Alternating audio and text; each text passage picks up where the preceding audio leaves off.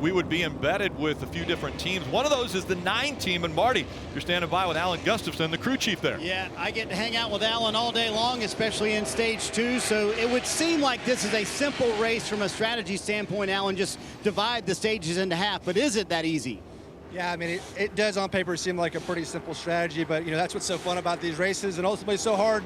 What makes it so hard to win is unexpected cautions can obviously throw you for a loop, and when you get on the fence and swing one way or the other, it can give somebody an advantage. So I think on paper it's pretty straightforward, but yeah, there's going to be a lot of opportunity with cautions and opportunities to get track position and take care of it. It's a nice, cool, about 85 here on the pit box, but for your pit crew guys, it's about 110 what they feel down there. What was your advice to them of how to manage the heat today? Yeah, nice and cool, like you said. Just don't think about it. Control what you can control. These guys train really hard all week long and, yeah, subject themselves to much worse conditions, so this is something that's easy for them. They're in great shape. Yeah, Chase too, right? I mean, this is a tough race for him, but just focus on what you can control. You know, try to stay positive, and, you know, good car and good performance will make all that a lot easier. It's been a career year so far for Chase Elliott. We'll see if they can keep it going today, Kim. Well, Marty, when crew chief Matt McCall joined RFK in 2022, he didn't come alone. He brought almost in his entire road crew from his previous team, the #1 Chip Ganassi racing team, over to RFK. He knew there was going to be a lot to overcome joining a new team. He did not want to tackle it alone, which begs the question, though, let's look at the bigger picture. I wanted to know, how many people does it take to put Brad Keselowski on track for a race weekend? Matt said, if you take in everything, the car building, the sponsors, all of it, over 100 people contribute to getting this car on track each and every weekend. Dave. Welcome back to Nashville Superspeedway. You're watching the Ally 400. Stage 1 is over with here. Christopher Bell winning stage 1. We'll be embedded with, you know, Chase Elliott and also Brad Keselowski here in this stage. And I want to brag on Chase Elliott and their pit crew. If you look at where they have ranked over the years, this crew has been together as a solid group for 7 years, the majority of them really for the better part of a decade. But when the one lug nut system came into NASCAR, they really did not have a good year. You look at 2022, 2023, they struggled in those years. But Alan Gustafson said, hey, in a day and age where everybody's changing crew members, we're not going to do that. We're going to go to work. And they have done that in the last 18 months, making technique changes, doing everything they could to make their pit stops better. And they are #1 here on pit road, Kim, and that helps out Chase Elliott every time he comes down.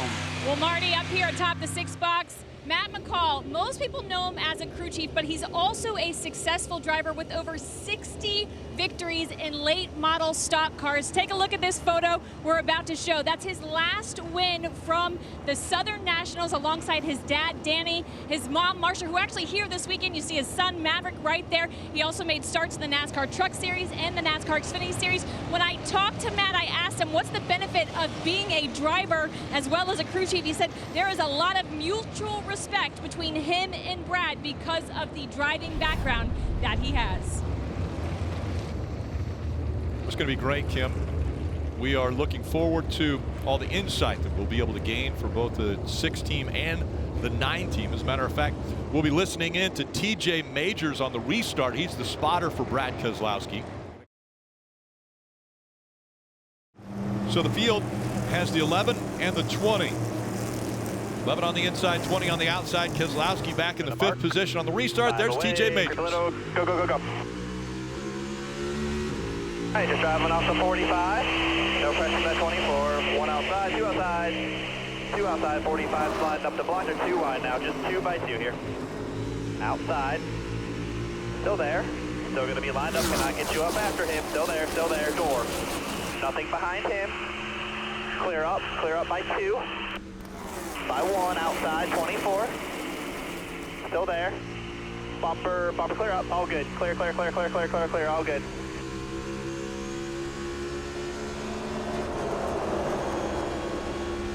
By 4, room to play here. By 3, all good. In your track, 3 back.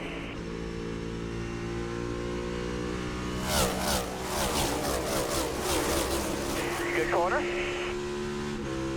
Clear by 4, room to give.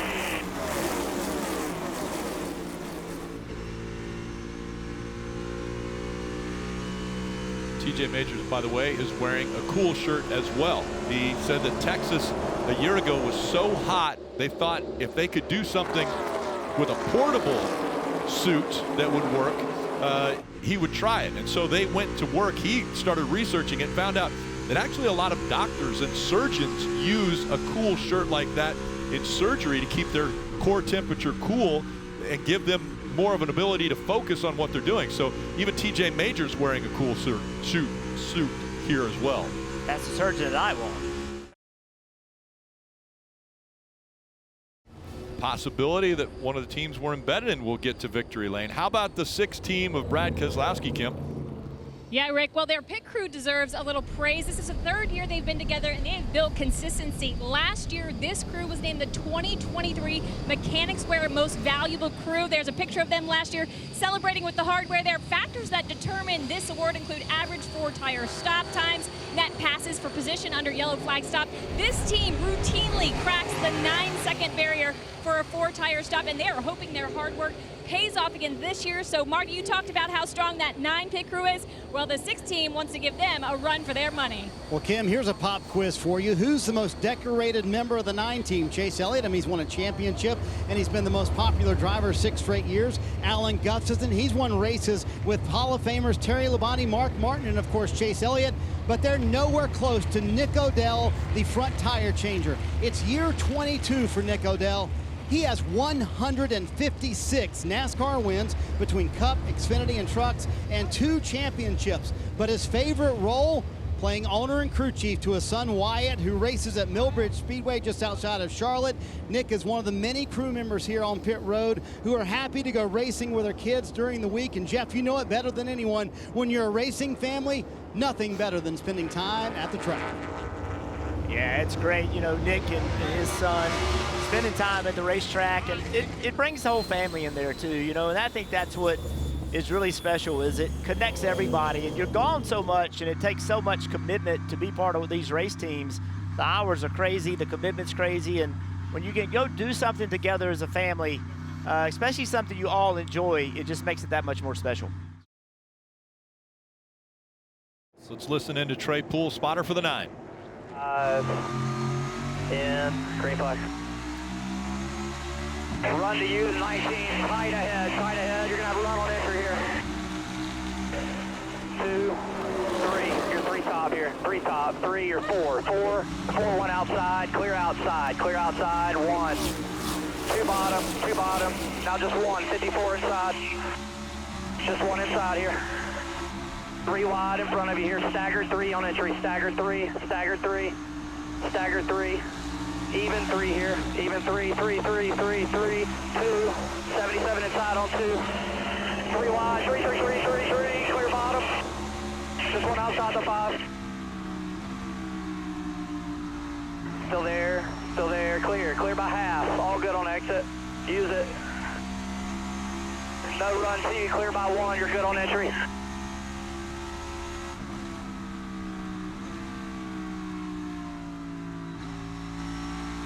Boy, you listen to that, it's crazy to realize this is Trey Poole's first full-time season spotting in the NASCAR Cup Series. And to add to that, he's Chase Elliott's cousin. I asked Alan Gustafson, what do you think about how he's done so far in year 1? He said, honestly, it's been pretty amazing what he's done, and he's picked it up so quickly. He was only a part-time spotter before this, Rick, but he's doing a fantastic job as a rookie full-time spotter. Yeah, so much to do, and we were able to listen in. What a great listen that was to Trey Poole and how he was negotiating for Chase Elliott to see behind him while he kept his eyes focused in front.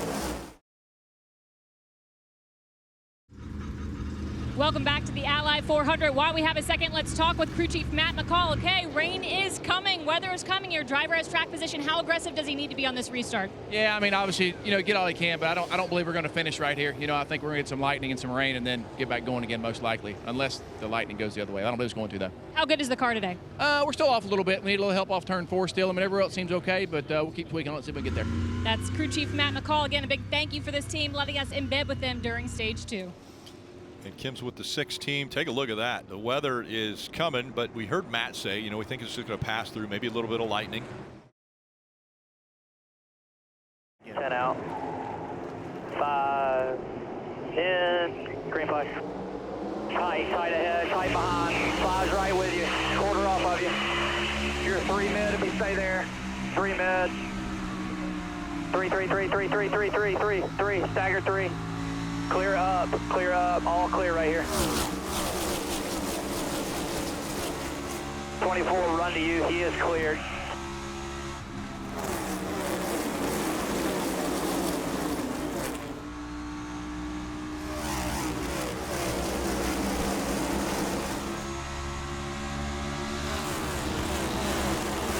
Still there, door, quarter.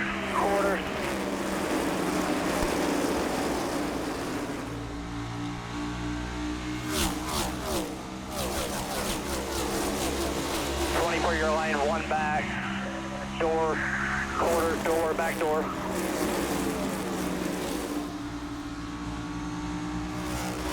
All good there. All clear. You know what I really like about Trey Poole is he doesn't say anything, even when cars are side by side, when he knows Chase can see him. They have this confidence level where I'm not going to talk. You know that car's there. You can see it. I'm going to say enough. Potential darkness, and to make the race official, it has to get at least to halfway. So NASCAR, every intention on getting this one restarted, and as soon as this front passes. Marty? Let's take this opportunity to chat with Alan Gustafson, who we've been embedded with here in Stage 2. So when we were planning all this week, we didn't plan a halftime break in Stage 2, did we? No, we didn't plan a halftime break. So, yeah, I guess when it's 90 degrees and the southeast, yeah, rain can come. So, a little shower. All right, so how has the car been, and where are you guys right now? I think pretty solid. You know, it's so close for everybody. You know, it's just kind of a fight for track position. So super happy with Chase and how he's driven the car. He's done an amazing job on the restarts. The car's got some good pace. Pit stops have been good. So we've kind of clawed our way up there, you know, to 5th spot. So like where we're sitting with a couple guys with 2 in front of us, and yeah, see where it goes. I mean, you got to get up here and with a little better air on the nose and a little better track position to really see where you stack up. So we'll see when we run here how we are, and then adjust from there. How will you take advantage of this delay to maybe spend some time with Chase to go, you know, hey, what can we do to make you better? Exactly. I mean, it's, you know, communication is good, but it's just hard on a two-way radio to go into great depth, and we have some tools here we can show them, and the guys back at the shop will supply us some great information. So I don't know that there's a whole lot of information we need to go over with him, but I think every little bit can make a difference. And yeah, like I said, it's just so close. You know, the cars are so close, so any little thing you can do is an advantage is huge. You mentioned the guys back at the shop. So we see the 4 guys up here, the engineers. We see the 5 pit crew guys. How many people are involved in what's going on today for the 9 team at Hendrick Motorsports? Well, I mean, I think it goes much further beyond the people that are back in the team operations center helping us out on strategy. I mean, I've got 2 great guys back there, Luke and Caden, who do an amazing job, and you know, they keep us really up to speed and help us out a ton. It's incredible the information they deliver us. But you know, all the men and women at Hendrick Motorsports that, you know, build these cars and the engines, and yeah, from PR to marketing to all the above, we've got just an amazing family there that we love to go race with every weekend. So it's a huge amount of people that make this happen. I want to go back to one thing we talked about earlier, and you and I have been talking about it all week long, this pit crew. They've been together as a group for 7 years. Most of the group's been together for the better part of a decade, but you made that decision a couple years ago when things were not going well. Nope, we're going to keep everybody together. Why did you make that decision? Well, I mean, it's all about loyalty. You know, that's a key thing, right? And I've been through a lot with these guys, and they've supported me when we've not had great races. And you know, when I made a call that didn't work out or didn't go our way, and you know, none of us are perfect, but I think collectively we're all better together, and we all stick together and you know, try to bring each other up. And when you have that kind of relationship and you go through enough, you know, it's one thing to go have a relationship with somebody that, you know, the honeymoon phase where you go and win a race and everything's good, but when you go through it together and you stand by each other, I think that builds a lot of equity and a lot of trust and a lot of belief in each other. And through the years, that just got stronger and stronger and stronger and stronger. So no matter what happens, I think, to this team, we're just focused on improving and moving forward, and usually can get out about anything. All right, we appreciate the access so far this week. We're going to let Alan find some shelter, but that's such a cool story with a 9 pit crew, Rick. They've been together for so long, and when everybody's been changing crew members here on pit road, I mean, week to week, really, they've stuck with the same group for almost 10 years. Yeah, Marty, consistency key there. Steve, you were part of the organization for quite a number of years. Well, I'm sure there are others, but I don't know if there are others that can speak to loyalty better than Alan Gustafson. I've known him since I was a teenager.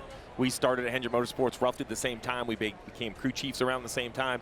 So for over 25 years of my life, I've known Alan. His work ethic is absolutely the epitome of what it takes to win at this level. 39 wins with a Hall of Fame list, right? We're talking Chase, obviously.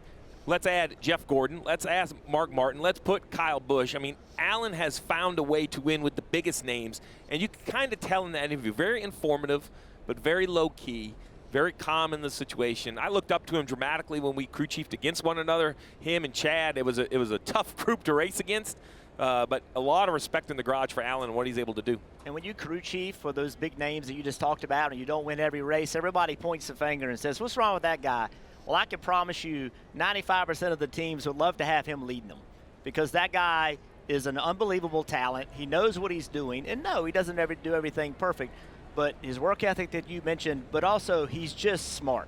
He's just smart, and he does a great job. But, look, it's a high-pressure business, right? And it's a high-profile business. And if you're a Chase Elliott fan and you don't win, it's got to be somebody's fault, so they point in his direction. Embedded with the 9 team, and this is what they have to do when the wind and the rain comes.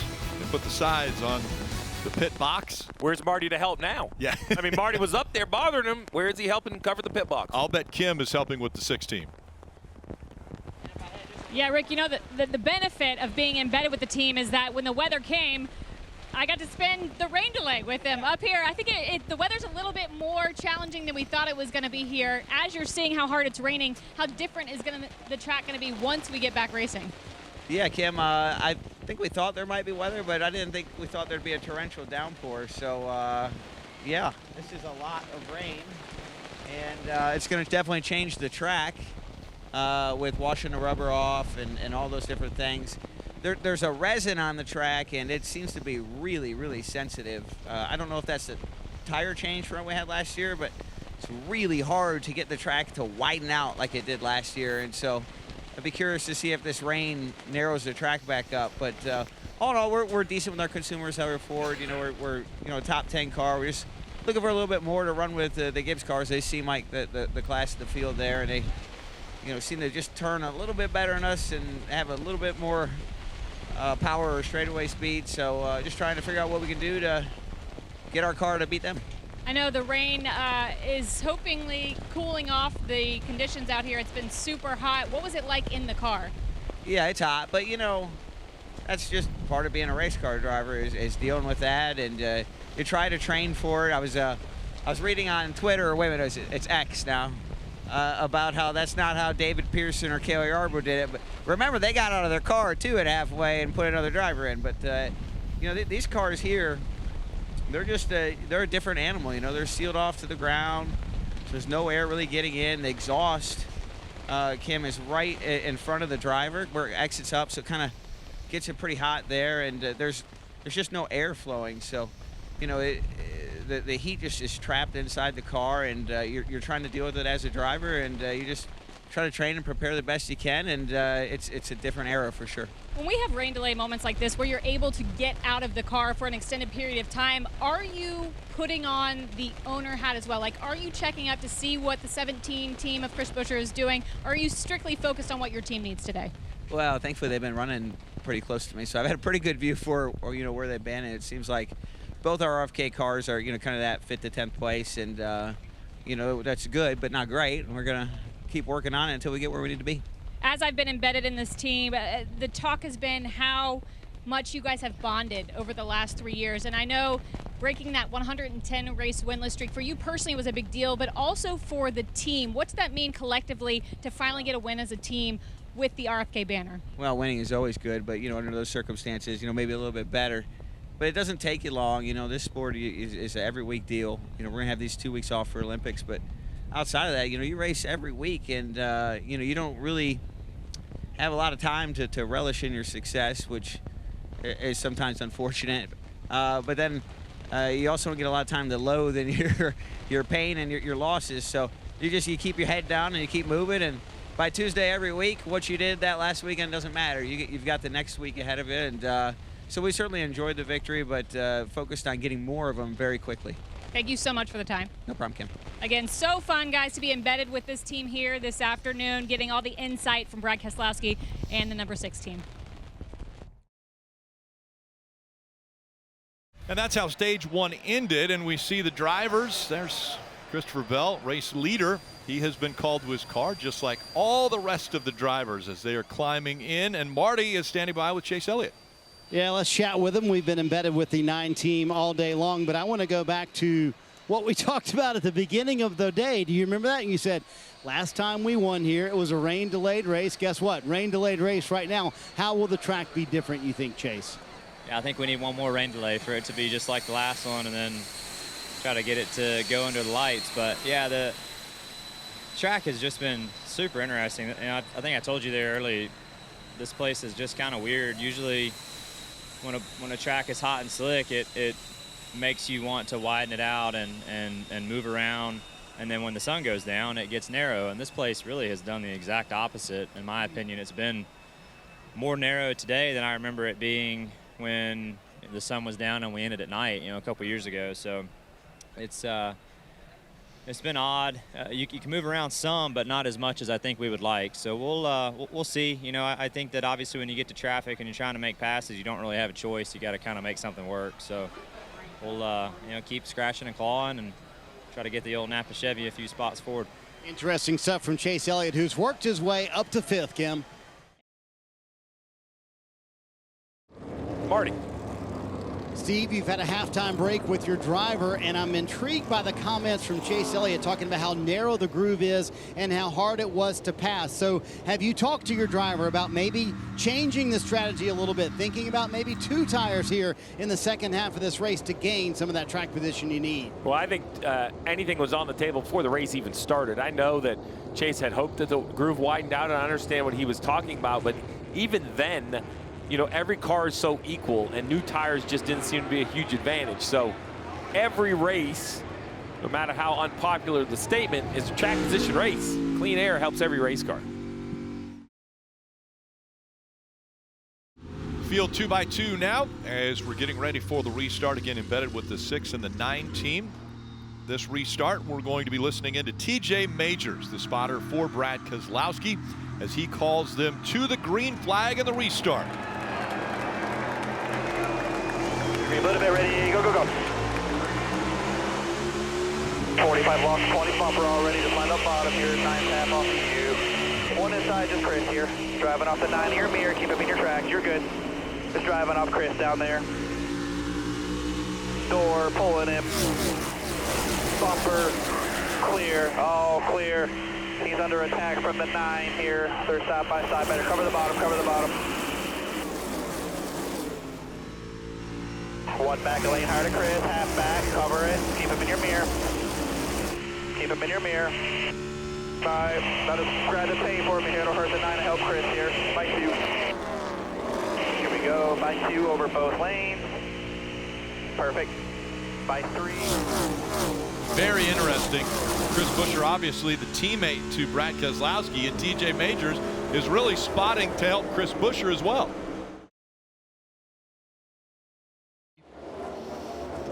Chase Elliott. Again, Keselowski and Elliott embedded with those teams. Want to say thank you to those two, and we'll get a little more information from the 9 team and Marty. Hey, Rick, just wanted to check in with a couple of crew chiefs here, including Alan Gustafson. And Steve, I've heard a number of crew chiefs say that, hey, our car's actually getting better. It is cooling down. I mentioned that, the sun going down behind the grandstands. Concrete, Steve, normally not extremely weather sensitive, but how much will this track change, and how important is this next adjustment for these crew chiefs? Well, I think this is very important, because if it runs correctly and we don't see a lot of yellows, you're going to get one more shot in the middle of the final stage. But you know, you're down to basically 2 pit stops. So the goal would be you've kind of reset after the rain. Now the rubber's going back on the racetrack. The sun is starting to kind of get behind the grandstands, as Marty pointed out. Now it's time to make those very, very important final adjustments. Hi, I'm Parker Kligerman. For more access like this from Pit Road, be sure to click and subscribe to the Motorsports on NBC YouTube channel.